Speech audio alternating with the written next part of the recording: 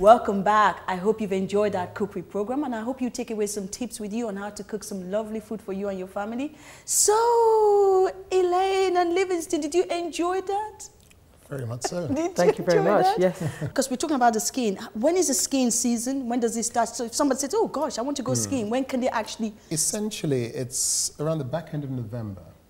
The earliest I've ever been skiing is the first week in December. Okay. And the ski season starts normally around the back end of November. And officially, although there are guidelines, with the unpredictable weather that we have, sometimes you have these wonderful ski resorts with no snow. That's true. So one has to check, weather reports and how the resorts are developing before you actually book your holiday. For example, with ourselves, we will always book our holiday around the January, February, March time, because we know it's guaranteed to be snow. And the ski season tends to wind down around the back end of April. Okay. So you're looking at November really to April. Yes. So that gives you what? Almost 6 months, 5 to 6 months. So of skiing, I tell you, that must be great. I'd like to add one other thing actually, because although it's still very much in development, we're looking at skiing, what some people call summer skiing. But we need to recognize that on the other side of the world, when we're having our summer, it's their winter. Oh, yes. Yeah, so there's an opportunity to ski outside what we'd normally see as our traditional ski season.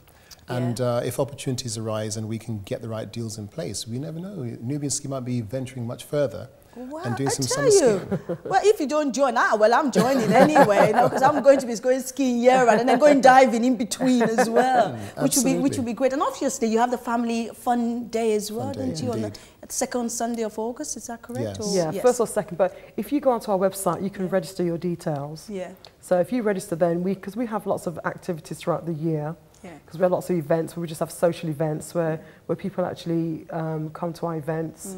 And so you don't have to be a skier, you can just come and just meet like-minded people. A lot of people make friends, get together, long life friends, even through the skiing. A lot of people make really good friends, which they keep in contact with.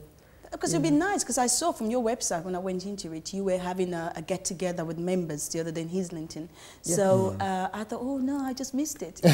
We call those meet and greets, and I think we have 4 or 5 a year across the year. And the benefit of that is that, as Elaine has mentioned, there are people who are non-skiers who might have a slight interest. They'll come down and they'll meet people who ski, whether they've been skiing once or several times. They can ask any questions and without actually engaging in the skiing activity if they don't want to. It's also an opportunity for them to meet the diverse group of members. As Elaine mentioned, we have from business people to students to homemakers. It's such a rich, diverse group of people. You're bound to find somebody you can connect with. And the good thing about, and I'll say this quite openly, the good thing about, within the organizer group, there are 5 of us. And Elaine and Yvonne are the ultimate networkers and social butterflies. Because whoever comes to the event, Elaine and Yvonne always ensure, first of all, they're met and they're received very well. And also they're introduced. So they're introduced to a lot of people on the evening, so they never feel isolated or left out of things. I mean, Paul, Robertson and I do our bit, but the ladies out there so good. We have to get a lady. There you go. Marketing. I mean, an example, for example, I mean, sometimes we have people who come skiing they can't go with their friends, so they come on their own. And I try, because I do the rooming list as well. There's a lot more to it, there's, behind the scenes. So if people come with their friends, and I match them up with their friends. And then if they come on their own, then I try and match them up with somebody who might be similar to them, who I think they'll be able to get on with.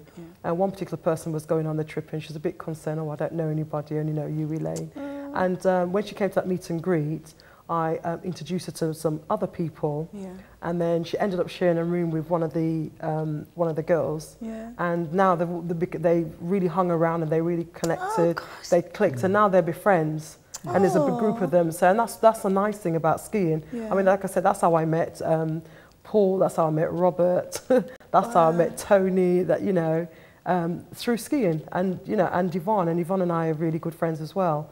And even amongst the organisers, we are good friends and we trust each other, and we work well together to bring the trip, to bring a brilliant trip. year in. That's good. I was just going to also reassure the audience out there that you don't just throw them into the deep end. They're different level of skiing as well. That's right. So you graduate. You can stay, I think, what is the lowest? Was it? Well, you've got the beginner stage. Yeah, beginner stage, and then you can...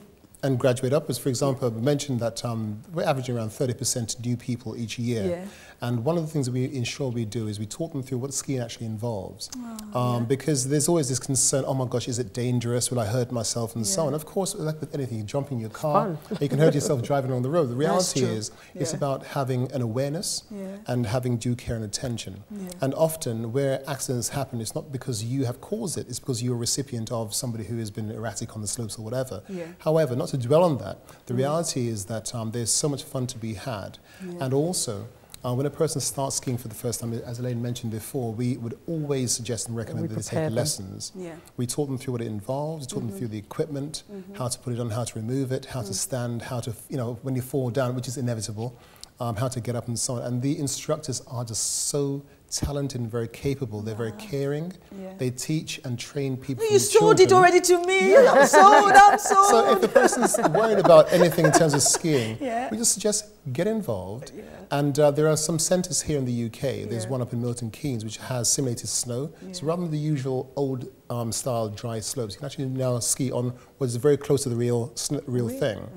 And get some pre-lessons before you go away. So there's always opportunities to tap into it and develop. And I know, just quickly, that, because we're going to run out of time soon, I know that skiing is considered as a sport. So therefore, do they have to really be fit to actually do skiing? Do they have to be... Yes, I think relatively fit, because just before skiing, I tend to do the spinning class, which is on the bike in the gym. I like to do the body pumps, because I do a lot on the legs. Because when you're in the skiing, you have a lot of leg exercise. I think some of the gyms actually do provide you with actually skiing exercises. So you can actually kind of prepare yourself. I think you have to, because you're skiing, I mean, we just come back from Snowmass, Aspen. Fantastic place. Hello, I tell you, yeah, we are slugging it in London. Some people are there skiing away in Aspen. Well, you can ski in London based on the recent weather. Where? Down Hyde Park? I mean, Elaine mentioned the sort of fitness awareness beforehand. Although we would recommend it, it is not compulsory. For example, a person shouldn't feel, oh my gosh, I've not done any form of exercise, therefore I can't go skiing. You still can. The reason why we always recommend the exercise beforehand is because it prepares you cardiovascularly as well as physically.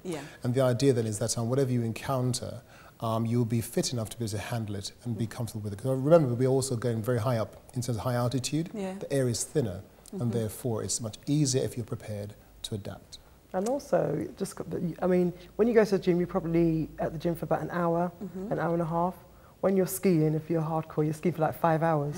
So and it is really tiring. And then after that, then to party. And then when you come, I must give you one thing, you have so much fun, but when you come back, you need a rest. You need 2 days to recuperate. I can imagine. To get over the jet lag and also the lack of sleep. Yes. I could definitely. Well worth it, though. Yes. Oh, there you go, ladies and gentlemen. Definitely, definitely indeed. Thank you very, very much indeed for being here today, telling us all about Nubian skiing. I hope you've enjoyed the interview. Absolutely. Thank you very much. And I hope also you're going to the website. You can see the website on the screen at the moment. And all that is left for me to say is thank you very much indeed for watching my show. Until next week when I have another interesting guest or guests, see you and take care.